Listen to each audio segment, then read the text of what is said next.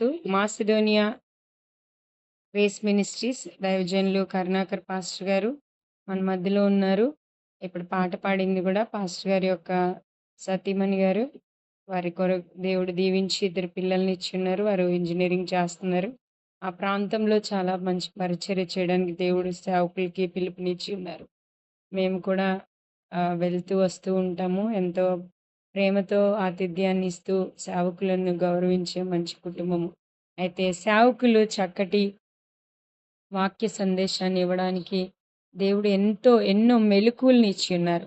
అయితే మేము చేస్తున్న ఈ బైబిల్ స్టడీ కొరకు ప్రేయర్ రిక్వెస్ట్ అడిగినప్పుడు ఇలా తమ్ముడు ప్రవీణ్, నేను పత్రికల మీద ఇలా మేము క్లాస్ వింటున్నాం ఆసక్తి కలిగి కుటుంబాల నుంచి కొందరు తెలిసిన వారు స్నేహితులు ఇలా జాయిన్ అయ్యి వింటున్నాము అన్నప్పుడు అంటే ఇప్పటివరకు మనం విన్న ఆ యొక్క పత్రికల యొక్క సమ్మరైజ్ ఏవైతే మనం కాపర్ల పత్రికలుగా సేవకులు పౌలుగయ్య గారు, బర్నబా గారు, ప్రతి ఒక్కరి తీతు గారు, తిమోతి గారు ఎలా అయితే ఈ పరిచర్యని చేయటానికి దేవుడు వారిని వాడుకున్న విధానాలను బట్టి ఇప్పటివరకు ప్రవీణ్ బాబు చెప్పిన ప్రతి క్లాస్‌ని ఒక్కసారి సమ్మరైజ్ చేస్తూ పెద్దలు మీరు మాట్లాడాలి ఇంకా కొన్ని అనుభవాలు అని ప్రవీణ్ నేను కోరినప్పుడు అయ్యగారు అడిగిన తోడనే తప్పకుండా నేను మీ గ్రూప్‌లో ఉంటాను. చెప్తాను అని అడిగిన ఒక్క రోజులోనే మంచి సమయాన్ని ఇచ్చారు సేవకులు.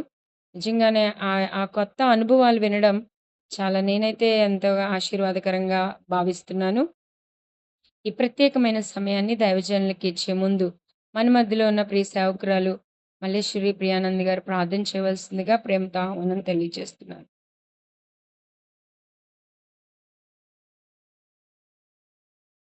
సిస్టర్ మల్లేశ్వరి గారు ప్రార్థించు. ప్రైజ్ లార్డ్ సిస్టర్ ఝాన్సీ గారు. రండి సేవకులు వాక్యం కొరకు ప్రార్థించు. ఓకే. మహాపరిశుద్ధుడా పరలోకమందున్న మా గొప్ప దేవ మీకే వందనాలు స్తుతులు స్తోత్రములు తండ్రి. మా అందరి జీవితాల్లోనైనా మరి యొక్క రోజునైనా మీరు దయచేసిన దేవా మీకే స్తోత్రాలు చెల్లించుకుంటూ ఉన్నాం నాయన. మరి ఈ రోజు నాయన బైబిల్ స్టడీ నాయన మీరు అద్భుత రీతిగా తండ్రి మరి కరుణాకర్ బ్రదర్ గారు చెప్పడానికి మరి ముందుకు వచ్చినప్పుడు తండ్రి మా కుటుంబాన్ని మీరు జ్ఞాపకం చేసుకోండి నాయన.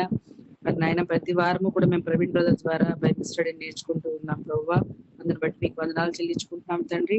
మరి ఈ రోజు నాయన మరి మీరు కరుణాకర్ గారిని సిద్ధపరిచిన విధానాన్ని బట్టి మీకు వందనాలు చెల్లించుకుంటూ ఇప్పుడు చెప్పబోయే మాటలు నాయన మేమందరం కూడా శ్రద్ధగా విని తండ్రి మరి నాయన ఇంకా అర్థం చేసుకోవడానికి తండ్రి నేర్చుకోవడానికి మీరే మాత్రమే కృప చూపిస్తారని నమ్మచ్చు.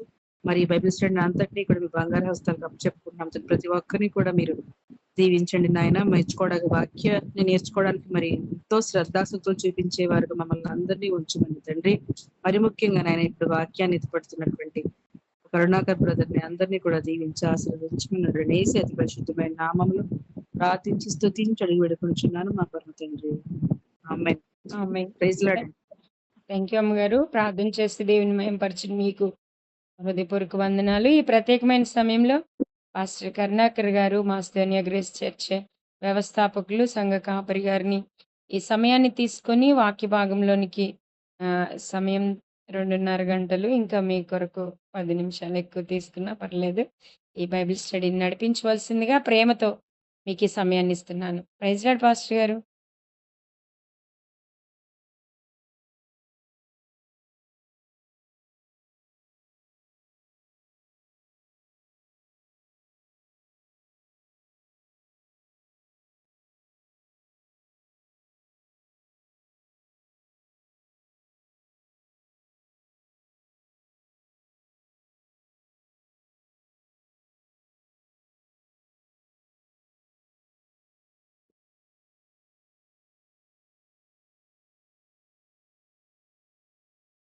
ఒకసారి ప్రవీణ్ బ్రదర్ మాట్లాడవలసిందిగా ఈ సమయాన్ని తీసుకోవాల్సిందిగా మీరు కూడా పాస్టర్ గారిని ఆహ్వానం. థ్యాంక్ యూ సో మచ్ అక్క.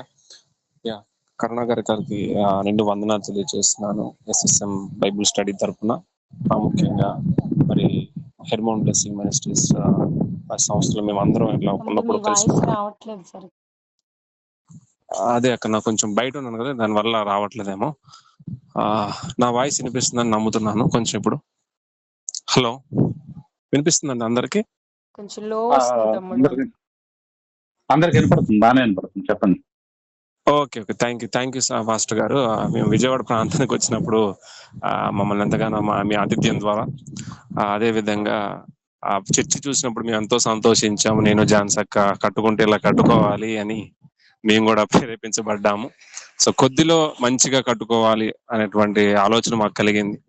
సో అదే విధంగా ఎన్నో మెలకువలు మరి సంఘం ద్వారా మీరు సంఘానికి తెలియచేసిన విధానం బట్టి, అదే విధంగా అమ్మగారి యొక్క మా రిప్కమ్మ గారి అమ్మగారి యొక్క రిటైర్మెంట్ ఫంక్షన్ అప్పుడు కూడా మీరు వాక్యాన్ని అందించారని మాకు తెలియచేశారు. ప్రతి సమాచారాన్ని మాకు జాన్సక్క చేరవేస్తుంది. సో ఎన్నో ఆత్మీయ సత్యాలు మీరు పంచుకున్నారని మాకు తెలియచేశారు. మరి ఈ సమయం మాకు మీరు ఇచ్చిన విధానం బట్టి, మా యొక్క బైబిల్ స్టడీలో మీరు పాలు పంచుకునే విధానం బట్టి మేము దేవుని మహిమపరుస్తున్నాం. మీ ద్వారా పాస్టర్స్ గా ఎన్నో అనుభవాలు గుండా మీరు వెళ్తా ఉంటారు. సో ఆ పత్రిక మేము చదవడమే కాకుండా ఆ అనుభవాలు మేము తెలుసుకోవాలని మేము ఆహ్వానించిన వెంటనే మీరు ఈ సమయం ఇచ్చిన విధానం బట్టి ప్రభువుని స్తుతిస్తున్నాను. మరి ఈ ప్రాముఖ్యమైన సమయంలో ప్రాముఖ్యంగా మీ అనుభవాలు, అదే విధంగా దేవుని సందేశాన్ని అందించవలసిందిగా మేము కోరుచున్నాము. We warm welcome to Karunakar అయ్య గారు. థ్యాంక్ యూ సో మచ్ అయ్య గారు. Over to you. Praise Lord brother. వచ్చిన వారందరికీ, అలాగే సత్య సువార్త మినిస్ట్రీస్ ద్వారా నడపబడుతున్న ఈ గ్రూప్ కాల్ అయితేనేమి లేదా వాట్సాప్ కాల్ అయితేనేమి, ఈ నడపబడుతున్న వారికి, ముఖ్యంగా ఈ ఎస్ఎస్ఎం మినిస్ట్రీస్ వారు నిర్వహిస్తున్న ఈ జూమ్ కాల్ బట్టి ముఖ్యంగా మొట్టమొదటిగా వారికి వందనాలు. అలాగే ఈ వాట్సాప్ కాల్లో ఎవరైతే సేవకులుగా జాయిన్ అయి ఉన్నారో, దైవజనులుగా జాయిన్ అయి ఉన్నారో వారికి నా వందనాలు. అలాగనే విశ్వాసులుగా ఎవరైతే ఉన్నారో, మిగతా వాళ్ళు అందరూ ఎవరైతే ఉన్నారో వారందరికీ నా హృదయపూర్వకమైన వందనాలు, ధన్యవాదాలు, కృతజ్ఞతలు తెలుపుకుంటున్నాం. ఈరోజు మరి వాక్యం చెప్పమన్నారు. ఇది వాక్యము కాదు, ఇది బైబిల్ స్టడీ. బైబిల్ స్టడీ వేరు, వాక్యము చెప్పటం వేరు. వాక్యము చెప్పటం వేరు, బైబిల్ స్టడీ వేరు. బైబిల్ స్టడీ అనేది చాలా చాలా ముఖ్యమైన సంగతి. బైబిల్ స్టడీకి సరిగా ఎవరు రారు. అందరూ ఆ స్వస్థత కూడికలో, స్వస్థత మహాసభలో ఇక్కడ స్వస్థతావరం కలిగిన దైవజనులు అంటే తెగ వస్తారు. బైబిల్ స్టడీ కంటే ఎవరు రారు. అయినా ఈ గ్రూప్ లో మరి సుమారుగా 20 మంది అంతకంటే పైనే ఉంటారని చెప్పారు నాకు మొన్న. ఇంత ఆసక్తి కలిగి వచ్చారు. చాలా వందనాలు వచ్చిన వారందరికీ. మేము పత్రికలు ధ్యానం చేస్తా ఉన్నాం. ఇప్పటికి తిమోతి పత్రిక తీతుకు కూడా అయిపోయింది. ఇక ఫిలోమోను ధ్యానం చేయాలి అని చెప్పారు నాకు. అని చెప్పి మీ ఇష్టం, మీరు ఏది చెప్పినా పర్వాలేదు అన్నారు. అయితే మీ కంటిన్యూటీని ఎందుకు మళ్ళీ మనం డిస్టర్బెన్స్ చేయటం అని నేను కూడా ఫిలోమోను పత్రిక మీదనే చెప్పాలని నేను కొంచెమే ధ్యానించాను. సరే, ఆ ధ్యానించిన దాన్ని బట్టి చెప్పటానికి ముందు మరి అపోస్తలుడైన పౌలు తిమోతికి ఉత్తరాలు, ఇవన్నీ ఉత్తరాలు, పత్రికలు అనగా ఉత్తరాలు. ఈ తిమోతికి, తీతుకి, ఫిలోమోనికి ఈ 3 వ్యక్తిగత పత్రికలు, ఈ పర్సనల్ ఉత్తరాలు అన్నమాట. అంటే ఇవి రిజిస్టర్ పోస్ట్ చేయటం అన్నమాట. ఇంకా వాళ్లే చదవాలి అసలైతే ఆ రోజున. అయితే ఇది ఆటోమేటిక్ గా అందరికీ ఇది ఉపయోగపడుతుంది అని చెప్పి కొన్ని ఆనాటి నుండి 2000 సంవత్సరాల నుండి ఈ పత్రికలో విశ్వాసులైతేనేమి, సేవకులైతేనేమి అందరూ చదువుకోవడం జరిగింది, బైబిల్లో పొందుపరచడం జరిగింది. దాని ద్వారా దైవజనులు ఎలా ఉండాలనేది విశ్వాసులకు కూడా అర్థమైతే మంచిదని ఈ పత్రికల్ని ఇలా అందరికీ పబ్లిక్ చేయడం జరిగింది. పరిశుద్ధాత్మ దేవునికి అలాగ ఆలోచన వచ్చి దైవజనులు ఎలా ఉండాలో విశ్వాసులకు తెలియాలి, విశ్వాసులు ఎలా ఉండాలో దైవజనులకి తెలియాలి అని ఈ పత్రికలో అపోస్తలుడైన పౌలు రాస్తూ ఉన్నాడు. ఈ మూడు పత్రికలు జైల్లో ఉండే రాశాడు. ఈ 3 పత్రికలు కూడా జైల్లోనే ఉండి రాశాడు. ఈ ఎఫెసీలకు రాసిన పత్రిక కూడా జైల్లోనే ఉండి రాశాడు. కొలస్సీ రాసిన పుస్తకం కూడా జైల్లోనే ఉండి రాశాడు. అలాగే ఈ ఇప్పుడు మనం చెప్పుకోబోతున్న ఫిలోమోను పత్రిక కూడా జైల్లోనే ఉండారు. 3 ఒకేసారి రాసి ఉత్తరాలు ఆయా చోట్లకు పంపించడం జరిగింది. ఎఫెసీలకు రాసిన పత్రికల ఎఫెసీలకు రాసిన పత్రిక కూడా అలాగే ఒకేసారి రాసి పంపించడం జరిగింది. అయితే ఈ అపోస్తలుడైన పౌలు తిమోతికి రాసిన పత్రికలో తిమోతి అంటే అపోస్తలుడైన పౌలుకి చాలా ఇష్టం. ఎంత ఇష్టం అంటే చెప్పలేం. అపోస్తలుడైన పౌలుకి తిమోతి ఎంత ఇష్టమో మనకు అర్థం అవ్వాలంటే తిమోతికి రాసిన మొదటి పత్రిక, తిమోతికి రాసిన 2వ పత్రిక చదివితే అప్పుడు తిమోతి అంటే ఎంత ఇష్టమో అర్థమవుతుంది. నా నిజమైన కుమారుడు, నమ్మకమైన వాడు అని చెప్పి సంబోధిస్తా ఉన్నాడు. నమ్మకమైన కుమారుడు, నిజమైన కుమారుడు అని చాలా ఇష్టంగా, నువ్వు తిమోతి జాగ్రత్త, నువ్వు ఎలా ఉండాలంటే ఇదిగో నువ్వు ముసలమ్మ ముచ్చట్లు విసర్జించాలి తిమోతి అని చెబుతూ, అలాగే జాగ్రత్త తిమోతి, మనుషులు ఎలాంటి వాళ్ళు అంటే మనుషులు స్వార్థ ప్రియులు, ధనాపేక్షలు, బింకములాడవారు, అహంకారులు, దూషకులు, తల్లిదండ్రులకు అవిధేయులు, కృతజ్ఞత లేని వారు, అపవిత్రులు, అనురాగరహితులు, అపవాదకులు, అతిచేంద్రులు, క్రూరులు, సజ్జనదేశులు, ద్రోహులు, మూర్ఖులు, గర్వాంధులు, దేవుని కంటే సుఖానుభవం ఎక్కువగా ప్రేమించేవారు, పైకి భక్తి గల వారు వాళ్ళు ఉంటారు. వారి శక్తిని కానీ ఆ శక్తిని ఆశ్రయించరు. ఇట్టి వారికి తిమోతి నువ్వు జాగ్రత్త, దూరంగా ఉండు అని చెప్పాడు. చాలా జాగ్రత్తలు చెప్పాడు. తిమోతికి మాత్రం నాకు చాలా ఇష్టమైన పత్రిక తిమోతికి రాసిన మొదటి పత్రిక అయితేనేమి, 2వ పత్రిక అయితేనేమి, తిమోతికి అపోస్తలుడైన పౌలు చాలా చక్కగా రాశాడు. నా పిలుపు, దేవుడు నన్ను పిలిచాడనేది కూడా ఇందులోనే ఉంది. దేవుడు నన్ను ఎలా పిలిచాడంటే, నా కుమారుడ క్రీస్తు యేసునందున్న కృపచేత బలవంతుడు కమ్ము, నీవు అనేక సాక్షులు ఎదుటి నా వలన వినిన సంగతులను ఇతరులను బోధించుటకు సామర్థ్యం గల నమ్మకమైన మనుషులకు అప్పగింపుము, క్రీస్తు యేసు యొక్క మంచి సైనికుల వలె నాతో కూడా శ్రమను అనుభవించుము అని చెప్పాడు. తిమోతికి రాసిన 2వ పత్రిక 1వ వచనంలో. అయితే నేను అనుకున్నాను, ఇది నాకు కాదు, అపోస్తలుడైన పౌలు తిమోతికి రాశాడు, నాకు కాదు అని నేను చాలా రోజులు అలాగుంటే, మళ్ళీ 2వ తిమోతికి రాసిన పత్రిక 4వ అధ్యాయంలో వాక్యమును ప్రకటించము, సమయమందును అసమయమందును ప్రయాసపడము, సంపూర్ణమైన దీర్ఘశాంతముతో ఉపదేశించము, ఖండించుము, గద్దించుము, బుద్ధి చెప్పుము అన్నాడు. ఇది కూడా అపోస్తలుడైన పౌలు తిమోతికి రాశాడు, నాకు కాదని ఊరుకుంటే పరిశుద్ధాత్మ దేవుడు ఇది నీకే, ఇది నీకే, ఇది నీకే, ఇది నీకే అంటా ఉన్నాడు. నాకు కాదయ్యా బాబు, ఇది తిమోతికి రాశాడంటే కాదు నీకే నీకే అని నా చేత ఆ మాటలు దేవుడు ఒప్పించాడు.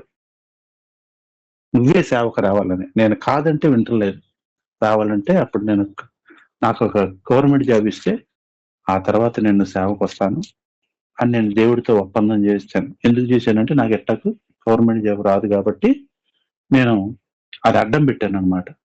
అడ్డం పెడితే దేవుడు ఏం చేశాడు, ఆర్టీసీలో ఉద్యోగం ఇచ్చాడు.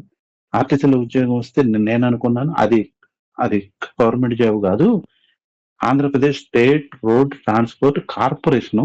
నేను అడిగింది గవర్నమెంట్ జాబు కాబట్టి నీకు నాకు చెల్లదు, ఇది కుదరదు అని అన్నాను. అని అన్నాక కొద్ది రోజులకి ముఖ్యమంత్రి జగన్ గారు వచ్చి అందరినీ ప్రభుత్వంలో గెలిపేశాడు. ఇక ఇప్పుడు తప్పలేదు రావటానికి. ఇప్పుడు తప్పని పరిస్థితిలో ఇక ఉద్యోగం వదిలి రావాల్సి వచ్చింది.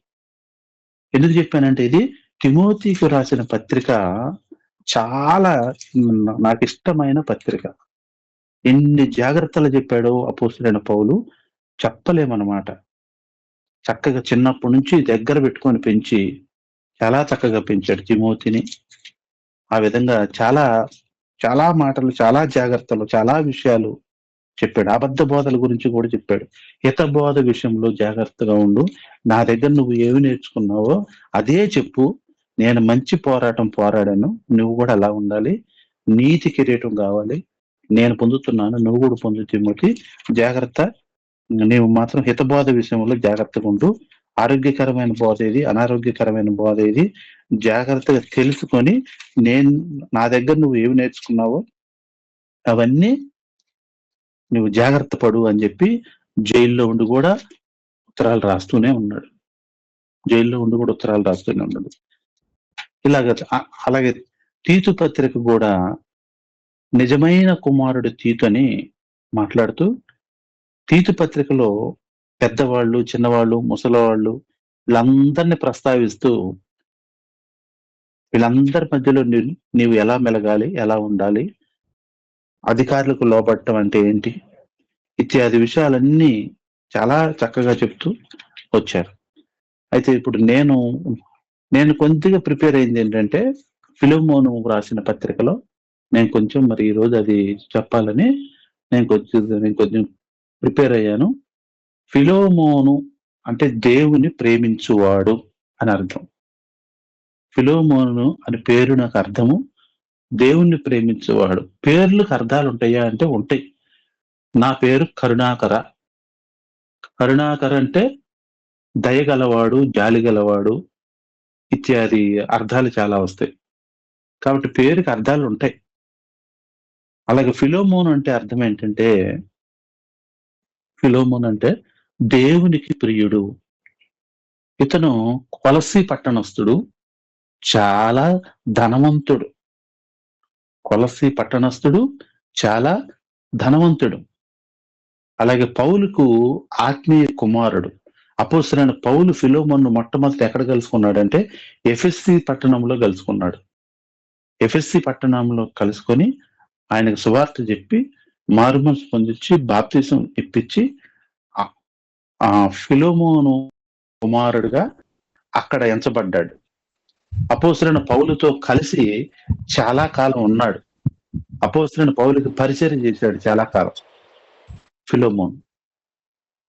ఫిలోమోను అనే అతను అపోస్తలుడైన పౌలుకి చాలా కాలం తోడున్నాడు, సహకారిగా ఉన్నాడు. అలాగే దేవునికి ప్రియుడనే పేరు కలిగిన వాడుగా ఉన్నాడు. ఈ ఫిలోమోను పత్రిక రాసేటప్పుడు అపోస్తలుడైన పౌలుకి ఎన్ని సంవత్సరాలు ఉండొచ్చు అంటే సుమారుగా 61 సంవత్సరాలు ఉండొచ్చు అని అంచనా. 61 సంవత్సరాలు అపోస్తలుడైన పౌలుకి ఉన్నాయి. ఎందుకంటే 10వ వచనంలో ఏమంటాడంటే నేను వృద్ధుడను అంటాడు. ఇంగ్లీష్ బైబిల్లో ఐ యామ్ ఓల్డ్ మ్యాన్ అంటాడు. సంవత్సరాలు 60 సంవత్సరాల పైనే ఉండుంటాయి. ఎందుకు 60 సంవత్సరాలు ఉన్నాయని లెక్క అంటే అపోస్తల కార్యాలు 7వ అధ్యాయంలో స్టెఫన్ను చంపేటప్పుడు అపోస్తలుడైన పౌలు అక్కడ ఉన్నాడు. అప్పుడు సౌలుగా ఉన్నాడు. అసలు అపోస్తలుడైన పౌలు పేరు ఏంటో తెలుసా? అంతకుముందు సౌలు, తర్వాత పౌలు అని కాదు. అపోస్తలుడైన పౌలు పూర్తి పేరు సాల్ పాల్. అతని పేరు సౌలు, పౌలు రెండు కూడా, అప్పుడు ఇప్పుడు కూడా. కాబట్టి అప్పుడు పౌలు గారు అక్కడ ఉన్నాడు. స్టెఫన్ చంపేటప్పుడు, స్టెఫన్ రాళ్లతో కూడా చంపేటప్పుడు ఈయన అపోస్తలుడైన పౌలు ఒక యవ్వనుడు అక్కడ ఉన్నాడని ఉంటది. యవ్వనుడు అంట. ఈ సౌలు అనే ఆయన యవ్వనుడు అని అంటాడు. అంటే ఇంచుమించు 30 సంవత్సరాలు ఉంటాయి. 25 నుంచి 30 మధ్యలో ఉంటాయి. మరి ఇప్పుడు అప్పటి నుంచి లెక్కేస్తే ఈ ఫిలోమోను రాసిన పత్రిక 31 సంవత్సరాల తర్వాత ఈ పత్రిక రాశాడు. అంటే అదొక 30, ఇదొక 31, సుమారుగా 61 సంవత్సరాలు. 61 సంవత్సరాలు వయసులో ఫిలోమోనుకి ఉత్తరం రాస్తున్నాడు. అపోస్తలుడైన పౌలుకి ఒక మంచి అలవాటు ఉంది. ఏమిటంటే ముందు అన్ని చోట్లకి వెళ్ళి సువార్తలు చెప్పి, వాక్యములు చెప్పి, సంఘాలు కట్టి వచ్చేసి మరలా వెళ్ళేవాడు. మళ్ళా కొద్ది రోజులకి మళ్ళా వాళ్ళందరి దగ్గరికి వెళ్ళి ఆ విశ్వాసులు బలపరిచేవాడు. అది ప్రాక్టికల్ గా కూడా చేశాడు. అలాగే ఈ తీతుని, తిమోతిని, ఫిలోమోన్ని ఎమ్మడి పెట్టుకొని తిరిగి దగ్గర పెట్టుకొని అన్ని అలవాటు చేసిన తర్వాత కూడా మరలా ఒకసారి వాళ్ళతో మాట్లాడటానికి అవకాశం లేక ఇలాగా జైల్లో ఉండి కూడా ఈ ఉత్తరాలు రాయటం మొదలుపెట్టాడు. అంటే మరి ఒకవేళ అవకాశం ఉంటే వెళ్ళేవాడేమో వీళ్ళ దగ్గరికి, అవకాశం లేదు కాబట్టి ఇలాగ ఉత్తరాలు రాయటం అవసరపడింది అన్నమాట. ఉత్తరాలు రాయాల్సి వచ్చింది. ఈయన రోమా జైల్లో ఉండి ఈ ఉత్తరం రాస్తా ఉన్నాడు. ఫిలోమోనుకి ఉత్తరం రాస్తా ఉన్నాడు.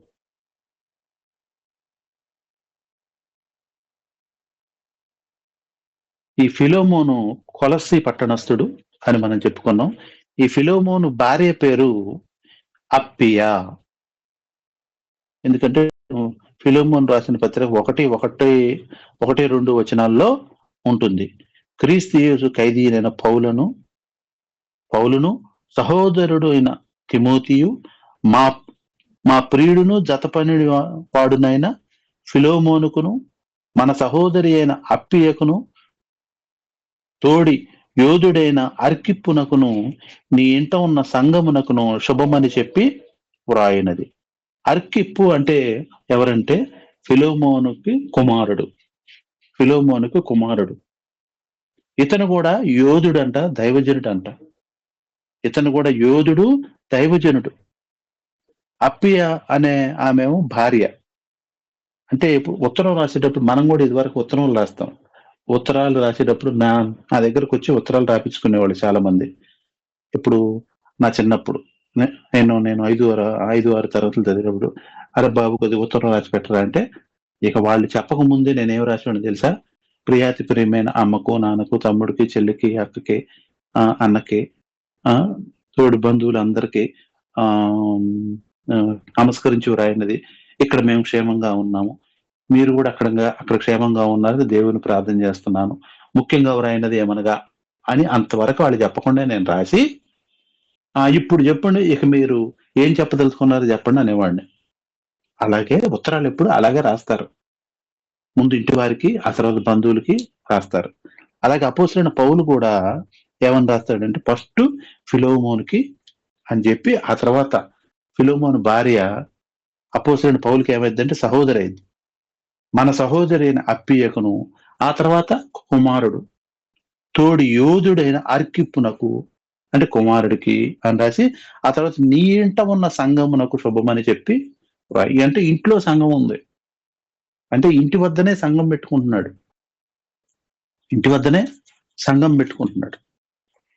అంటే సంఘానికి ఒక ఇంట్లో సంఘం పెట్టడం అంటే చాలా కష్టం. మేము సుమారుగా 15 సంవత్సరాలు ఇంట్లోనే సంఘం మాది ఇక్కడ విజయవాడలో. ఎన్ని ఇళ్ళు మారేమో చెప్పలేం. ఏ ఇల్లు అద్దెకి తీసుకున్నా సరే అందరూ ఇంటికాల వాళ్ళు ఏమన్నారంటే, ఇల్లు ఖాళీ చేయండి, మీరేదో మేము క్రైస్తవులు అనుకున్నాం, ఏదో 2-3 ప్రార్థన అంటే సరే అని ఒప్పుకున్నాం, ఏంటి ఈ పాటలేంటి, మా ఇంటినే మీరు ఒక చర్చిగా, దేవాలయంగా చేస్తున్నారు, ఇది కుదరదని ఎన్ని ఇళ్ళు మారాము.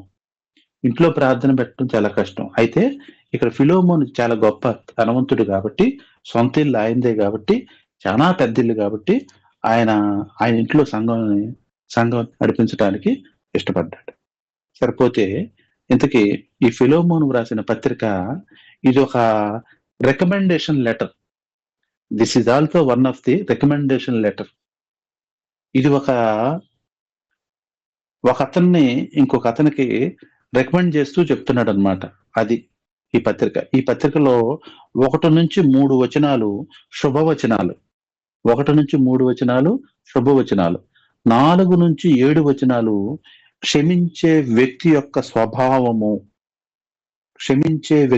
స్వభావము ఎలా ఉంటుందో రాశాడు.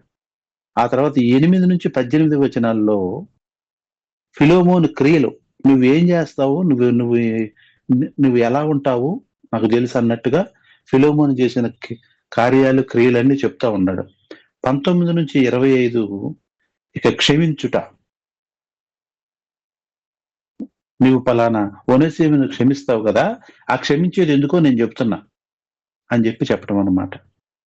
అయితే ఇది ఒక మంచి స్టైల్లో రాశాడు ఈ ఉత్తరం. అపోస్తలుడైన పౌలు ఏమని రాశాడంటే ఫస్ట్ వ్యక్తిని మెచ్చుకున్నాడు, ఆ తర్వాత రిక్వెస్ట్ పెట్టాడు. నేను కూడా మొన్న హెర్మన్ బ్లెస్సింగ్ మినిస్ట్రీస్ లో కొన్ని లోపాలు చెప్పాలంటే, కొన్ని సవరించాలంటే, కొన్ని రిక్వెస్ట్లు పెట్టాలంటే ముందు ఏం చేయాలంటే మెచ్చుకోవాలి. నేను ఆ పద్ధతి ఇక్కడే నేర్చుకున్నా. అపోస్తలుడైన పౌలు ఫిలెమోను పత్రికలోనే నేను అది నేర్చుకున్నాను. ఫస్ట్ మెచ్చుకోవాలి. నేనేం మెచ్చుకున్నాను? జూమ్ లో అందరూ చక్కగా ప్రారంభ ప్రార్థన కంటే ముందే జాయిన్ అవుతున్నారు. ఇది ఎప్పుడు ఎక్కడ ఉండదు. చాలా మంచిగా, చాలా ఆసక్తిగా, చాలా ఇంట్రెస్ట్ గా జాయిన్ అవుతున్నారు. చాలా సంతోషం, చాలా వందనాలు. ఆ తర్వాత చక్కగా సందర్భానుసారంగా ప్రార్థన చేస్తున్నారు. చక్కగా ఎవరు పాట పాడమంటే వాళ్ళు పాట పాడుతున్నారు. మంచి సాక్ష్యాలు చెప్తున్నారు, మంచి వాక్యం చెప్తున్నారు అని ఇవన్నీ చెప్పిన తర్వాత కొంచెము మనం సరి చేసుకోవాల్సినవి ఉన్నాయని కొద్దిగా సరి చేసుకునే చెప్పా. సేమ్ అలాగే నేను అపోస్తలుడైన పౌలు ఈ ఫిలెమోను పత్రిక కాపీ కొట్టే చెప్పాను. అలా చెప్పాను అనమాట. ఎప్పుడైనా మనం వ్యక్తిని ఫస్ట్ మెచ్చుకోవాలి. ఆ తర్వాత కొద్దిగా మీరు ఇలా సరి చేసుకుంటే ఇలాగ ఉంటే బాగుంటదని అనాలి. ఈ పుస్తకం యొక్క సారాంశం ఏంటంటే ప్రేమించటం. ప్రేమ అనేది వ్యక్తిలో ఉండాలి. ప్రేమిస్తేనే క్షమిస్తాం, ప్రేమించకపోతే క్షమించలేము. మనలో ప్రేమ అనేది లేకపోతే మనం క్షమించలేము. యేసు ప్రభు వారు మొత్తం ప్రేమయ్యి ఉన్నాడు. యోహాను గారు చెప్తాడు, ఆయన అసలు ప్రేమ ముద్ద, ఆయన ప్రేమ అయి ఉన్నాడు అని చెప్తాడు. ఎప్పుడైతే ప్రేమ కలిగి ఉంటామో అప్పుడు క్షమించటం వచ్చింది, లేకపోతే క్షమించటం రాదు. ప్రేమ లేకపోతే క్షమించటం రాదు. ఇది మనం ఈ పుస్తకంలో మనం నేర్చుకోవాలి. ఈ పుస్తకం యొక్క సారాంశం ఏంటంటే ప్రేమ కలిగి ఉండాలి. రెండోది క్షమించటానికి సిద్ధ మనసు కలిగి ఉండాలి, క్షమించాలి. మూడోది ఏంటంటే ఈ పుస్తకంలో సారాంశం ఏంటంటే దాసుడుగా ఉండవాడిని సహోదరుడిగా చేసుకోమని ఈ పుస్తకం యొక్క సారాంశం. ఒనేసిము దాసుడు అయితే అతన్ని సహోదరునిగా చేసుకోమని రిక్వెస్ట్ పెట్టాడు. ఎంత కష్టమండి ఇది. దాసుని కాలుతో దన్నొచ్చు, ఇష్టానుసారమైన మాటలు అనొచ్చు, తిట్టొచ్చు, కొట్టొచ్చు, కోపం వస్తే ఒక చెయ్యి నరికేయచ్చు, ఒక కాలు నరికేయచ్చు, ఇంకా వీలైతే చంపొచ్చు, ఎన్నైనా చేయొచ్చు. అలాంటిది ఇక్కడ దాసుని సహోదరునిగా చేసుకోవడం చాలా కష్టం. యేసు ప్రభు వారి యోహాను సువార్తలో అన్నారు, ఇక మిమ్మల్ని దాసులని పిలవక స్నేహితులని పిలుస్తున్నాను అన్నాడు. ఏమన్నాడు? ఇక మిమ్మల్ని దాసులని ఇక నేను పిలవను, స్నేహితులని పిలుస్తున్నాను. ఎందుకంటే మనందరము దాసులమే. దాసుడు అంటే అర్థం ఏంటంటే ఒక మార్కెట్లో ఒక వస్తువును కొనుక్కున్నట్టు మనుషులను కొనుక్కోవటం. ఆనాడు ఆది కాండంలో యోసేపును డబ్బులకు అమ్మేశారు. ఆనాడు పరిస్థితులు ఎలా ఉంటాయంటే మార్కెట్లో ఒకరిని పెట్టి అమ్ముతారు. అందుకని ఇప్పుడు కూడా పెద్దవాళ్ళు మనతో ఏమంటారు తెలుసా? ఆ ఆనవాయితీనే, ఆ అలవాటే. వీడి నెత్తి మీద రూపాయి బిళ్ళ పెడితే కూడా ఎవరు కొనరంటారు. వీడి నెత్తి మీద రూపాయి బిళ్ళ పెడితే ఎవరు కొనరంటాడు. అది అలవాటు. ఆనాడు ఒక అబ్బాయిని అమ్మాలంటే ప్యాంటు చొక్కా వేయరు, ఏమేయరు, ఒక చిన్న గుడ్డ కడతారు. చిన్న గుడ్డకి అంటే కాళ్ళన్నీ కనపడాలి, ఒళ్ళంతా కనపడాలి. చిన్న గుడ్డ కట్టి ఒక బోర్డు తగిలిస్తారు. ఇదిగో ఈ అబ్బాయి వెల ఎంత అని చెప్పి మార్కెట్లో బోర్డు తగిలిస్తారు. మీకు తెలుసో లేదో, ఆనాడు రోమా పట్టణంలో రోమా పౌరుల కంటే బానిసలే ఎక్కువ ఉండేవాళ్ళంట. అంటే పని వాళ్లే బానిసలే ఎక్కువ ఉండేవాళ్ళంట ఆ పట్టణంలో. అంటే ఒక్కొక్కడికి 2-3 ఉండేవాళ్ళు బానిసలు. కాబట్టి బానిస అంటే అర్థం ఏంటంటే మార్కెట్లో అమ్మే ఒక వస్తువు లాంటిది. వస్తువుని ఎలాగైతే మనకు కోపం, ఇప్పుడు మనకు ఒక్కోసారి మన కోపం వచ్చి ఫోన్ ఇసిరి పగలగొడతాం. అప్పుడు ఆ ఫోన్ పైకి లేసి ఏంటి నన్ను పగలగొట్టావు అని అందం అని అనదు. అలాగే వీడు బానిస కూడా అనకూడదంట. వాడిని ఎంత కొట్టినా తిట్టినా నోరు ఎత్తకూడదంట. అది బానిస అంటే. బానిస అంటే అది. కాబట్టి బానిస ఇతను. అయితే ఇప్పుడు ఈ బానిసని ఏం చేయాలి? సహోదరుడిగా చేసుకోమని ఉత్తరం రాస్తున్నాడు, రికమెండేషన్ లెటర్ రాస్తున్నాడు. ఎంత విచిత్రం అండి! బానిసనే ఒక దాసుణ్ణి ఎలా చేస్తాం? పైగా ఈ పుస్తకం యొక్క సారాంశం ఏంటంటే, ఇంకొకటి, సంఘంలో అందరూ సమానులే అని చెప్పటం అన్నమాట. అది చెప్పకనే చెప్పను. ఫిలోమోను, నీతో పాటు సమానంగా ఆ ఒనేసిము ఉండాలి అని చెప్పటం అన్నమాట. అసలు నీతో పాటే కాదు, నేనొస్తే నువ్వు నన్ను ఎలా చూస్తావో అలా చూడాలన్నాడు. కాబట్టి ఈ ఫిలోమోను ఏం చేశాడు? డబ్బులు పెట్టి కొనుక్కున్నాడు ఒనేసిముని. కొనుక్కున్నప్పుడు అతని ఇష్టం. అలాగే ఇప్పుడు యేసు ప్రభు వారు కూడా ఈ పుస్తకం యొక్క సారాంశాన్ని బట్టి మనం చెప్పేది ఏంటంటే, యేసు ప్రభు వారు కూడా మనల్ని తన అమూల్యమైన రక్తంతో కొనుక్కున్నాడు. కాబట్టి మనం ఎవరం ఇది వరకంటే అన్యులము, దాసులము. మనల్ని కొనుక్కున్నాడు. కొనుక్కున్న తర్వాత ఏమన్నాడు? ఇక మీరు దాసులు కాదు స్నేహితులు అన్నాడు. అంటే ఫ్రెండ్స్ అన్నమాట. ఈక్వల్. ఫ్రెండ్స్ అంటే ఏంటి? ఈక్వల్, సమానం చేస్తాడు. అలాగే సంఘము అన్న యేసుప్రభు ఏంటి? భార్యాభర్తలు, అది కూడా సమానమే, సమానం చేస్తాడు. అలాగే ఇక్కడ అపోస్తలుడు పౌలు ఫిలోమోనుకు చెప్తున్నాడు, నీవు కూడా ఒనేసిముతో సమానమైపో. అతని దగ్గర నుంచి దాసుడు కాదు, నీ సహోదరుడు, నీ సొంతవాడు, నీ ఇంట్లో ఉండేవాడు. నేను చెప్తున్నా, అలా స్వీకరించు అన్నాడు. చూసారా ఎంత గొప్ప విషయమో? కాబట్టి ఈ పుస్తకం యొక్క సారాంశం అది. ఒకటి, ప్రేమించటము కావాలి. ప్రేమించటం వస్తేనే క్షమించటం వచ్చింది. ఈ పత్రికలో క్షమించాలి, అసలు క్షమాపణ అనే మాట ఇక్కడ ఉండదు, ప్రేమించు అనే మాట ఉండదు. అయినా సరే దాని సారాంశం అదే. ఆ ఫిలోమోను పత్రిక యొక్క సారాంశం ప్రేమించటం, క్షమించటం, దాసున్నల్లా సహోదరునిగా చేయటం, అలాగే సంఘంలో అందరూ సమానములే. ఒక కలెక్టర్ గారు మన సంఘానికి వచ్చిన ఆయన కూర్చోవాలి కింద, ఆయన పక్కన అటెండర్, అదే ఆఫీసులో అటెండర్ అయినా ఆయన పక్కనే కూర్చోవాలి. ఇక్కడ అటెండర్ కాదు, ఆఫీసులో మాత్రమే అటెండర్. మరి ఇక్కడ ఎవరు అంటే సమానమే. కాబట్టి ఇక్కడ సంఘములో అందరూ సమానులే అని చెప్పే పత్రిక అన్నమాట ఈ పత్రిక. అలాగే ఈ పత్రికలో కూడా ఒకరి విశ్వాసాన్ని ఒకళ్ళు లాక్కోకూడదు అనే సారాంశం కూడా ఉంది ఇందులో.